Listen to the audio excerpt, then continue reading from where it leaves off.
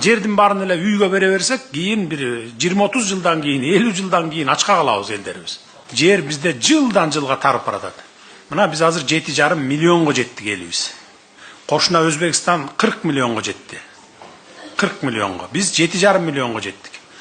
Жерлердин баарын убагында үлүшкө таратканда билесиз да, үлүшкө таратып, анан ФПСтин жери деп алып калганбыз, ал жерлерге биз сельхоз продукцияларын айдап атабыз азыр. Кээ бир айдалбай калганда жерлер бар.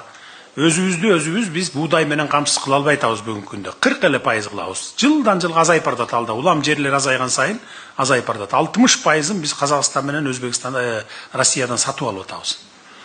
Дагы башка тамак аштар бар, импорт кылып келип атабыз. Ошон үчүн жерди биз колдон келишинче экономдуу ойлоп атабыз. Мындай капталды көздөй кетпей, бийиктикке кетели деп.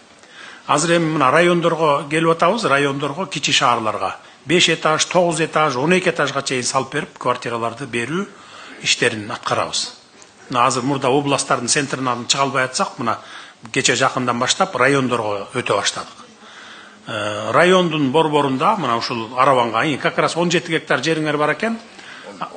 11 гектар жериңер бар экен, ошол жерге 3000 квартира сала тургандай тапшырманы бердим азыр мына мамлекеттик ипотекалык компания менен курулуш министрлиги жакында ишке киришет. Ушул жерге 1,5 жылдын ичинде салып бүтөбүз. Ошол жерге кезекке туруңуздар дагы, ошол жерден алыңыздар. Эми айылдарда жер жок. Мисалы менин айылымда деле жер жок. Башка мунун бул кишинин, тиги кишинин айылында деле жер жок да эми. Айдалып аткан жер бар, ал жерден тамак аш алып жеп атабыз да. Анан жердин баарын эле үйгө бере берсек, кийин бир 20-30 жылдан кийин, 50 жылдан кийин ачка калабыз элдерибиз.